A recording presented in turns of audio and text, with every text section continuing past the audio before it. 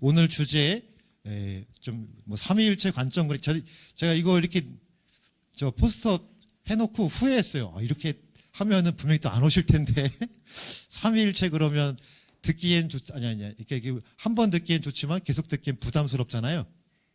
아니에요?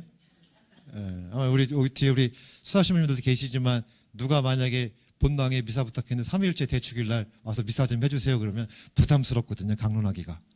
근데 저는 너무 좋아요. 그래서 오늘 이 부분을 볼 텐데 시작성가는 저희가 불렀고 시작기도는 가톨릭 기도서 기도문에 있는 봉헌기도로 저희 시작하겠습니다. 성부와 성자와 성령의 이름으로 하느님 저를 사랑으로 내시고 저에게 영원 육신을 주시어 사람을 도우라 하셨나이다. 저는 비록 죄가 많사오나 주님께 받은 몸과 마음을 오롯이 도로 바쳐 찬미와 봉사의 제물로 드리오니 어여삐 여기시어 받아주소서. 아멘.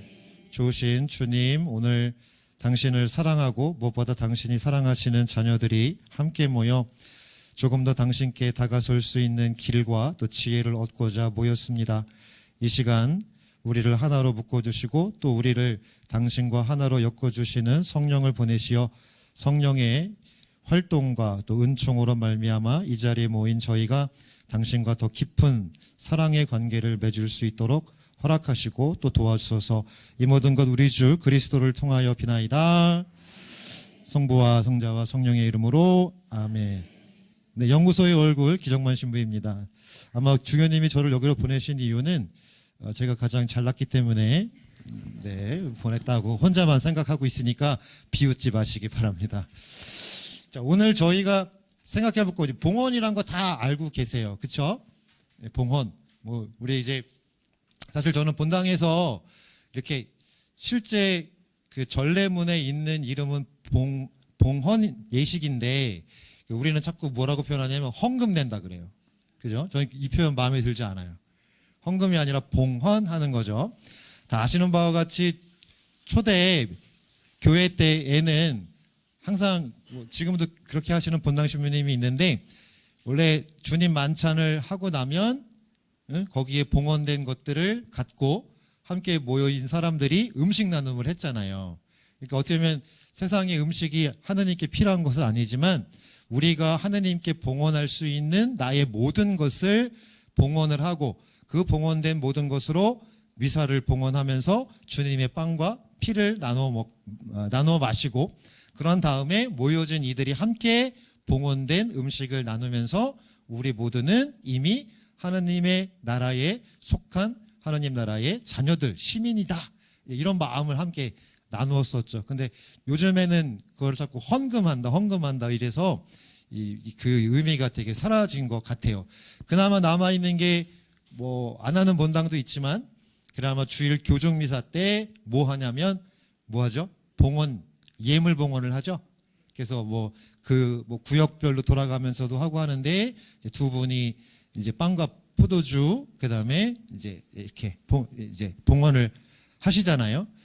그것도 저는 되게 의미 있다고 생각하는데 왜냐면 오늘날에는 사실 음식으로 뭔가를 내는 게 아니라 제가 초등학생 때만 하더라도 저희 본당도 공소가 많아서 그때만 하더라도 교무금을 쌀로도 냈었어요. 기억하시는 분들 혹시 있으실까 모르겠는데 그러니까 현금을 왜냐하면 농사 짓는 분들은 어떻게 보면 이제 빚을 내서 뭘 해서 이제 하고 그나마 이제 수익을 얻는 게 추수할 때잖아요. 그래서 이제 예를 들면 1년치 교무금을 쌀 한 가마로 한다. 쌀 몇 말로 한다. 이렇게. 근데 지금은 그렇게 하시는 분들 없잖아요. 대부분 요즘은 교무금도 자동이체로 이렇게 넘기기도 하시고 심지어 헌금도 그렇게 하시는 것 같은데 저는 그렇게 방식을 바꾸더라도 봉헌의 의미를 이렇게 상실해서는 안 된다고 생각을 합니다. 그렇지 않으면 자꾸 우리가 하느님과 가장 진하게 만나는 가장 깊은 달콤한 하느님과의 데이트 시간인 미사가 형식적으로 변해요. 그러니까 자꾸 우리 여기 자매님들 많이 계신데 본당 신부님들 바뀔 때마다 모여서 무슨 얘기해요?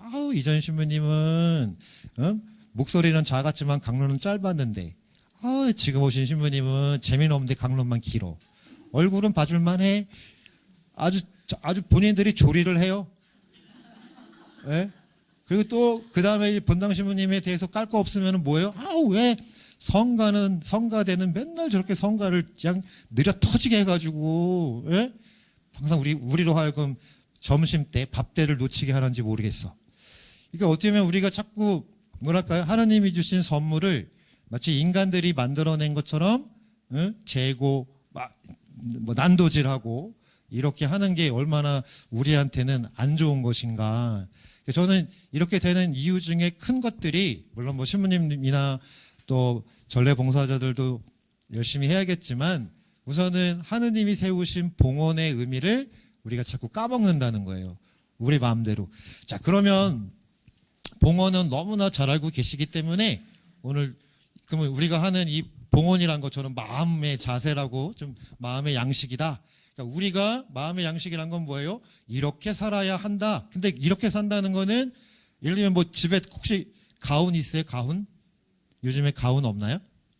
저는 이렇게 서로 주고받지 않으면 저 혼자 이렇게 떠들다 보면 큰일 나요. 그러니까 그래서 우리 수녀님들은 있잖아요. 이렇게 뭐죠? 영성. 우리 마리아의 종 수녀회는 뭐죠? 수녀님? 마리아 종 아니신가? 우리 섭리회는 뭐예요? 구호가 뭐예요? 예수 그리스도의 정신? 예수 그리스도의 정신을 살아내는 거. 우리 원장 수녀님 뭐예요? 마리아의 종은? 참된 정신? 3대 정신. 네.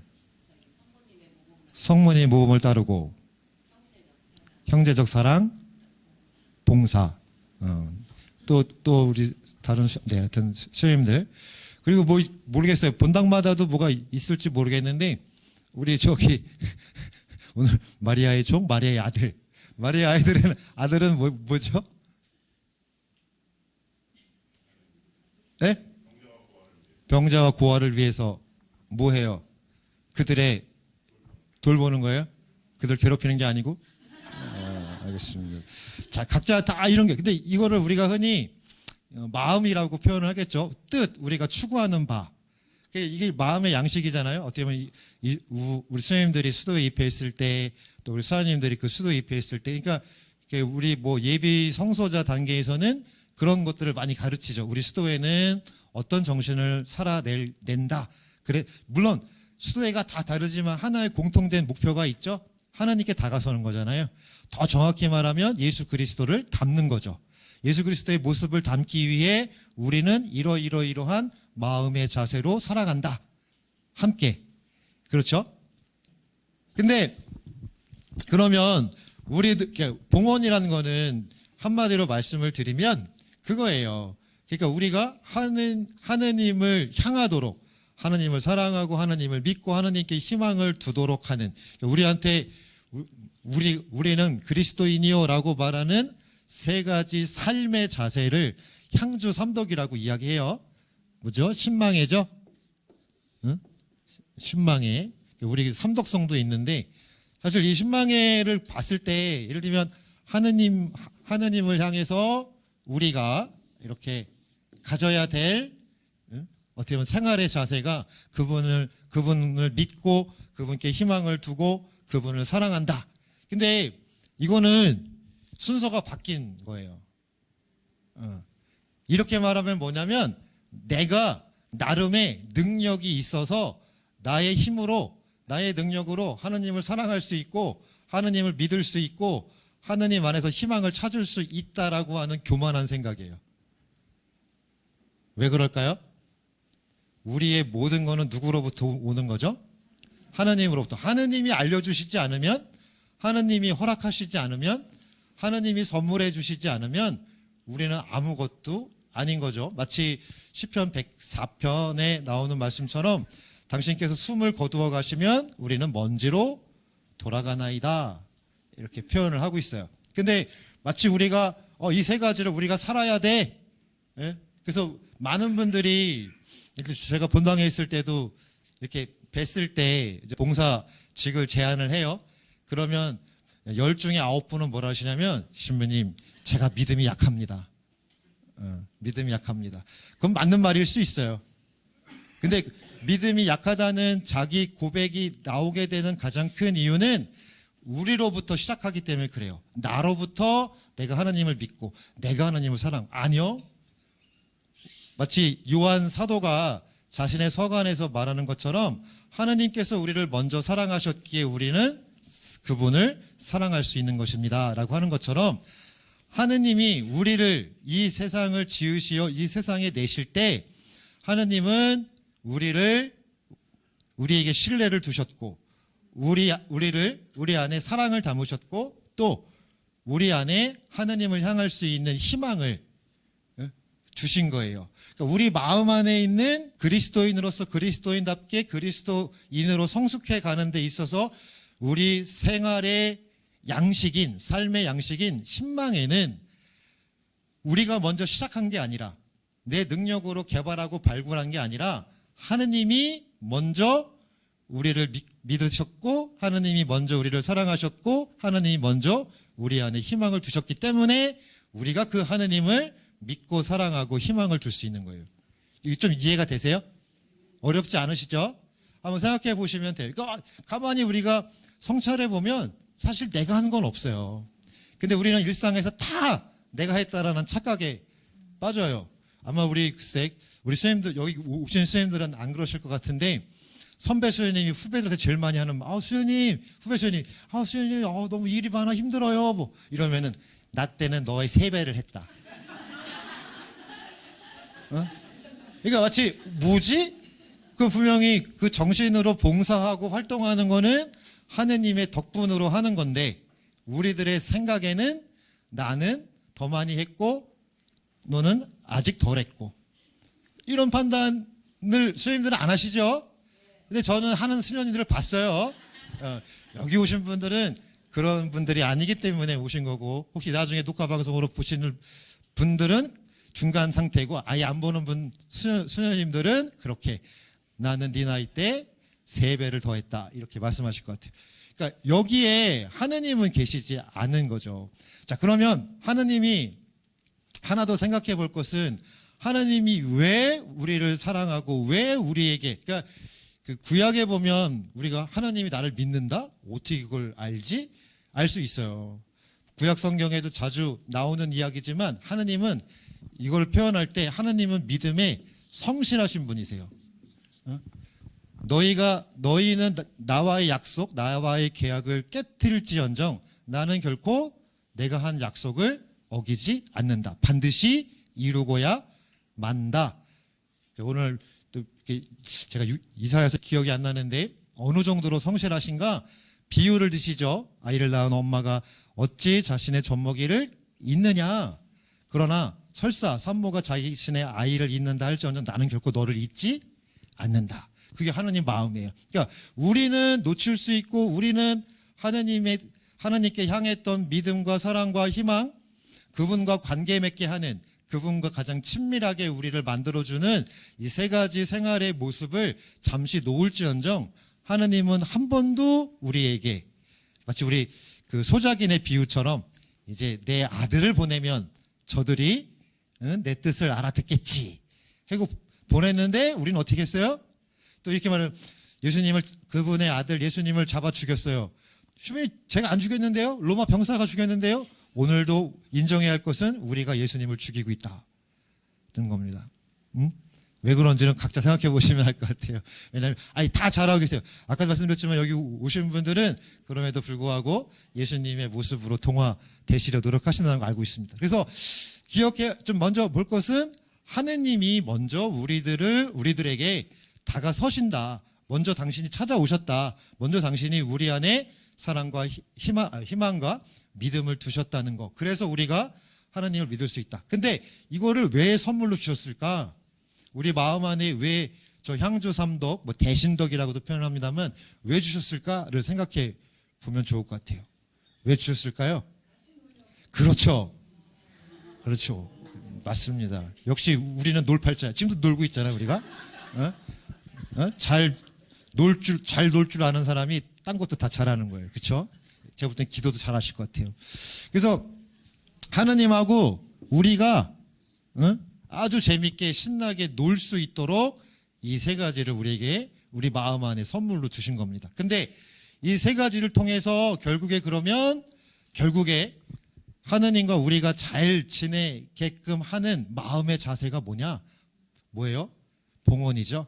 한번 우리들 다 경험 있어요.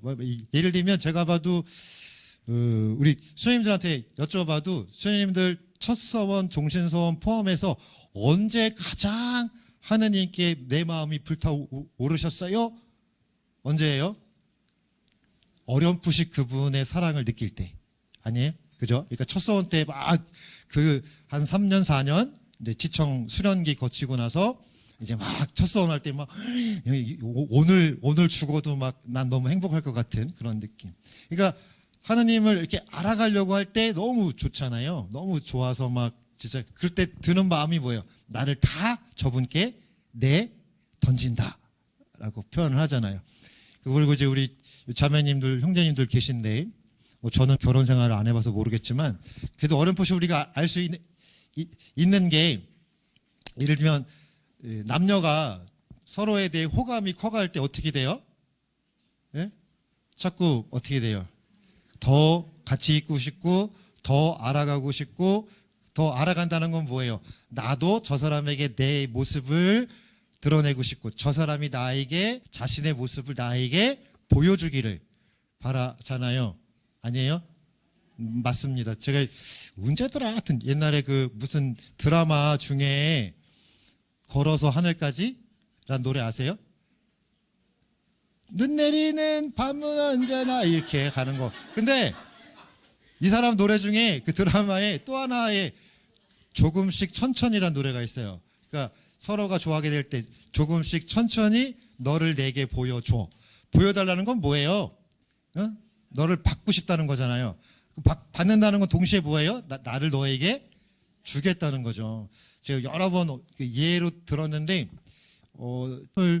저 2살 때인가 이제 성당에 저녁 미사 갔다가 그날은 월급 받는 형이 없어서 그냥 소주 한 잔 못 마시고 바로 집으로 왔었어야 됐어요. 형이랑 같이 자취할 때인데 제가 방문을 열고 들어가자마자 전화기를 들고 있는 거예요. 그러더니 저한테 갑자기 2,000원을 주는 거예요. 그래서 오락실 가서 1시간만 있다 오라고. 이유는 그의 반려자가 된 반려녀가 된 저희 형수와 통화를 하고 있었는데 보니까 좀 전까지 데이트하고 온 것 같아. 근데 또 헤어져서도 그때는 뭐 핸드폰 없을 때잖아요. 뭐 지들끼리 시간 맞췄겠지. 몇 시에 집에 들어가니까 몇 시에 전화한다. 3번 벨이 울리기 전에 받아라. 그거 지나가면 아빠가 받는다 이랬겠죠. 그러니까 그때 이렇게 그러니까 너무 가까워지고 싶은 거죠. 그러면 이러한 세 가지 선물, 하느님과 우리를 하나로 묶어주는 이 선물들이 제대로 발휘가 되려면 뭐가 필요할까요? 하느님이 우리에게 모든 걸 내어주듯이 우리도 하느님께 모든 걸 내어주어야 하는 겁니다. 그거를 우리가 오늘 주제로 잡은 뭐예요? 봉헌이에요. 먼저 기억하실 것은 그러면 우리가 먼저 하느님께 우리 자신을 드렸습니까? 하느님이 먼저 자신을 우리에게 줬습니까? 그렇기 때문에 우리가 봉헌을 살 수 있는 거예요. 그러니까 우리가 뭐 봉사나 이런 활동하다가도 뭔가 뭐 사람들의 관계나 아니면 본당 신부님의 어떤 무관심이나 뭐 이런 것들 때문에 아니면 어떤 뭐 봉사하면서 어떤 뭐 이렇게 듣는 이야기들 때문에 속상해서 봉사 그만할까? 사실 저는 이전에 본당에서 그렇게 이야기를 했어요. 여러분들 중에서 봉사 활동하시는 분들한테 어느 누구도 뭐라 하지 마십시오. 왜냐하면 그 봉사자를 뽑은 사람은 본당 신부 끝나는 것 같죠? 아닙니다. 본당 신부로 끝나는 게 아니라 저를 여기에 보낸 주교님, 그리고 그 주교님을 주교로 세운 누구예요? 하느님. 더 깊숙이는 하느님이 이 사람을 우리 공동체의 봉사자로 왜 세웠는가? 하느님과 그 사람이 어떻게 해요? 끈끈한 사이, 잘 놀아보려고. 근데 잘 못 노니까 못 놀게 된 거예요. 근데 막 이렇게 열심히 막 해보려고 하는데 꼭 주변에서 말을 던져. 아, 이걸 왜 이렇게 해? 아니, 내가 이거 저기 뭐지? 하여튼 그거 할 때는 난 그렇게 안 했어. 조용히 도와주고 가든가. 예? 때로는 정말 침묵이 금보다 더 귀할 때가 있어요. 근데 그러고 나면 막 뭐라 해요. 제가 몇 번 봤어요. 그래서 뭐라고 했냐면, 여러분이 만약에 어느 봉사자를 나무라시면 여러분은 본당 신부를 나무라는 거고 주교님을 나무라고 하는 거기 때문에 나는 교구청에 여러분을 그분을 난 신고할 거고, 그리고 내가 굳이 이렇게 안 해도 하나님한테 넌 건들지 말라, 도와주지 못할 망정 방해하지 말라 그랬어요. 자, 우리는 하느님이 먼저 우리를 사랑해 주셨기 때문에, 먼저 우리들에게 자신을 봉헌했기 때문에 우리는 하느님을 만날 수 있습니다. 근데 하느님은 한 분이세요. 한 분 하느님이신데 세 위격으로 돼 있죠. 누구예요? 아버지, 아들, 성령, 이렇게, 그죠? 근데 요 세 분이 따로따로예요? 하나죠, 하나. 그러니까 지금 이제 이거는 좀 조금 어려울 수 있지만, 하느님이 우리에게 당신 자신을 내던질 수밖에 없는, 봉헌할 수밖에 없는 더 근원적인 이유를 찾아가는 거예요. 예? 그러니까 쉬워요. 아버지와 아들과 성령이 세 위격이신데 어떻게 하나를 이루실까요? 정답은 이미 말씀드렸어요. 뭐예요? 전적인 봉헌이에요. 어떻게? 아버지는 아들과 성령께, 아들은 아버지와 성령께, 성령은 아버지와 아들께. 봉헌이에요. 예? 그러니까 우리 눈에는 제가 먼저 나를 꼬셨고 그래서 나는 쟤를 만나고 있어. 시간의 차이가 있잖아요. 근데 하느님께는 시간의 차이가 없어요. 천년도 당신 눈에는 지나간 어제 같고. 우리 2000년 대인년 무슨 서간이더라? 히브리서 그 주제어 기억나세요? 26년 전 대인년. 예수 그리스도 어제도 오늘도 영원히. 그죠? 하느님의 시간은, 그러니까 우리가 세상의 시간 말고 우리가 이렇게 뭐 10분 뒤가 현재, 10분 뒤 앞으로의 시간이 현재가 되고 현재가 됐다가 과거가 되는, 이렇게 끊어지는 시간이 아니라 하느님은 모든 것을 수용하실 수 있는, 제가 그리스도께서 우리를 구원하셨다라고 표현할 때 제가 제일 좋아하는 단어가 수렴이란다. 수렴. 우리 잘 안 쓰는 표현인데 모든 걸 다 포용하신다는 거예요. 그분께는 포용 안 될 게 없어요. 먼지 묻고 때 묻은 모든 하나님으로부터 나온 모든 것들을 하나님은 품으신다. 이 수렴이란 단어. 그래서 아버지가 아들과 영께, 아들이 아버지와 영께, 영이 아버지와 아들께 봉헌하고, 봉헌한다는 건 좀 전에 말씀드렸지만 뭐예요? 내가 내놓기만 하는 게 아니라 뭐예요? 동시에 받는 거죠. 그러니까 주고 받음이 영원 안에서 이루어지는 거예요. 그러니까 우리의 눈으로는 아버지가 먼저 아들을 사랑했고 그 다음 성령을 사랑했고, 그래서 성령이 아들을 사랑하기 전에 아버지를 먼저 사랑했고 그 다음에 아들을 사랑했어. 이게 아니란 거예요. 하나님의 사랑은 하나예요. 하나님의 봉헌은 하나예요. 주고 받음이 동시적인 거예요. 우리가 상상할 수 있는, 표현할 수 있는 가장 정확한 말은 이 말밖에 없어요. 동시적으로. 근데 그 동시적이란 게 이렇게 몇 개의 동시가 아니라 하나의 동시, 그리고 끝없는 동시.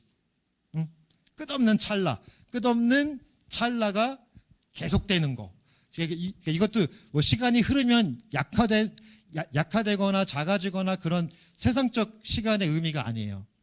그러니까 우리는 변할 수 있지만 성부, 성자, 성령 같은 하느님께서 주고받는 봉헌은 결코 사그라들거나 식는 게 아니에요. 왜냐?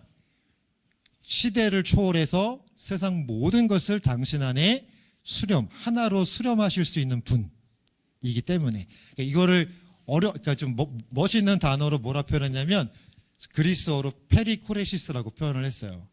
그러니까 상호 주고받는 거. 그러니까 아버지를 말할 때 그 아버지 안에 이미 누가 있어요? 성령과 아들이 있는 거예요. 우리가 예를 들면 기도할 때 오 성령님 할 때 거기 성령님만 계시는 거예요? 뭐요? 아버지와 아들이 거기 있는 거예요. 그죠? 그렇게 상호 내주, 상호적으로 동시적으로 서로 내주하신다. 그래서 우리가 한 분 하나님이라 부를 수 있는 거예요. 좀 이해가 되시나요? 그래서 우리가 어떻게 삼위가 하나야? 그분들은 완전한 봉헌의 삶이 이루어지고 있는 거예요. 그러니까 이 모습을 주모님 어떻게 하셨냐? 제가 뭐 꿈의 환시에 이걸 보여준 게 아니라 바로 하느님, 삼위일체 하느님께서 세상을 창조하시고 세상을 구원하시는 활동을 보니 저 세 분은 한 분 하느님이실 수밖에 없다라는 신앙 고백이 나온 거예요. 하느님이 전적으로 심지어 당신 아들을 십자가에 내어주면서까지 모든 것을 희생하고 봉헌해서 꺼내주는 그 모습을 통해 우리를 당신과 하나로 일치시키시려는 저 하느님은 한 분이시다. 한 분이기에 전적으로 모든 걸 다 우리에게 주실 수 있다. 그렇다면 어떻게 한 분일까? 저분들은 우리에게 당신을 주시듯 당신들끼리 영원 안에서 뭐예요? 쉼없는 동시적인 주고받음, 봉헌이 이루어진다. 그 봉헌의 가장 핵심이 뭐냐? 사랑이란 거죠. 서로를 묶어주는. 그러니까 우리가 봉헌을 말할 때 어디부터 찾아야 돼요? 여기부터. 삼위일체부터. 삼위께서 하나를 이루시는 끝없는 봉헌, 자기를 내어주는 것만이 아니라 또 뭘 해야 돼요? 받아들일 줄 알아야 돼요. 그러니까 내어줌과 받아줌이 동시적으로 이렇게 하나를 이루는 그 봉헌, 사랑의 이름으로 비춰지는 이 봉헌으로 하나를 이루시는 하느님께서 하느님이시기에 그 하느님이 먼저 우리에게 당신 자신을 다 내던져주는 봉헌을 이루신다. 그럼 내가 그분께 사랑을 받고 성령의 도유를 받아 세례를 받아 그리스도인으로서 하느님의 자녀로서 나도 그의 막가진 삶을 살아야지라고 했을 때 그것을 이룰 수 있는 힘의 원천이 어디서 온다고요? 우리가 예수님의 재림으로 이루어질 모든 죽은 이들의 부활에 맞이하게 될 있는 그대로의 하느님을 보게 될 그날에 정식적으로 확실하게 알게 될 삼위일체 하느님 안에서 저분들이 이미 뭐예요? 저분들끼리 하나를 이루는 힘이 봉헌인 거예요. 그 봉헌이 이제는 우리에게 전달된 거고, 그래서 우리에게 그러면 뭘 바라시는 거예요? 우리도 봉헌하도록. 그래서 복음의 핵심 계명이 뭐예요? 그렇죠? 그렇죠? 우리가 나눠서 말할 때 뭐라 그래요? 하느님을 마음을 다해 정신을 다해 온 힘을 다해 하느님을 사랑하라. 둘째가 하는 계명은 뭐예요? 내 이웃을 내 몸같이 사랑하라. 그러니까 네가 하느님한테 사랑받는 존재야. 그분이 너에게 모든 걸 다 봉헌해 주고 계셔. 그랬듯 너도 그렇게 뭐예요? 내 이웃들에게 봉헌하라는 거예요. 네게 아니니까. 그러니까 무슨 말이 나오는 거예요? 거저 받았으니 거저 주어라. 예? 이거를 더 확실하고 분명하게 보여주신 분이 누구신가? 예수님인데, 예수님이 한마디로 정리하면 내가 너희를 사랑한 것처럼 너희도 서로 사랑하라. 이것이 너에게 주는 새로운 계명이다. 예? 그럼 이렇게 주는 거 사랑은 주는 거지만 동시에 받는 거예요. 그러니까 우리가 삼위 하나님께서 동시적으로 주고받음으로써 하나 친교 일치를 이루시듯이 이 하나님이 당신을 우리에게 봉헌했기 때문에 우리는 어떻게 돼요? 봉헌을 받았으니 해야 되는 거죠. 안 하면 이상해지는 거예요. 거기서 찾아오는 게 뭔가 불행이에요. 그러니까 불행은 하나님이 주는 게 아니라 내가 만드는 거예요. 받았는데 주지 않는. 받음과 내어줌이 뭐예요? 우리는 끊임없이 동시적이 되도록, 그게 봉헌 생활입니다. 어떤 의무감, 교회법이나 사목지침서에 그렇게 살라고 되어 있기 때문에 살아야 되는 게 아니라 우리가 이미 그걸 살아갈 수 있도록 하느님을 전적으로 소유할 수 있도록, 하나를 이루시는 하나님을 전적으로 우리가 맞이할 수 있도록 하느님이 먼저 우리들에게 당신 자신을 다 내어 주셨다. 자, 이렇게 보이지 않는 성부, 성자, 성령이 이루시는 이 온전한 사랑을 가장 확실하고 분명하게 우리들에게 드러내신 분이 누구실까요? 예수님이십니다. 예수님.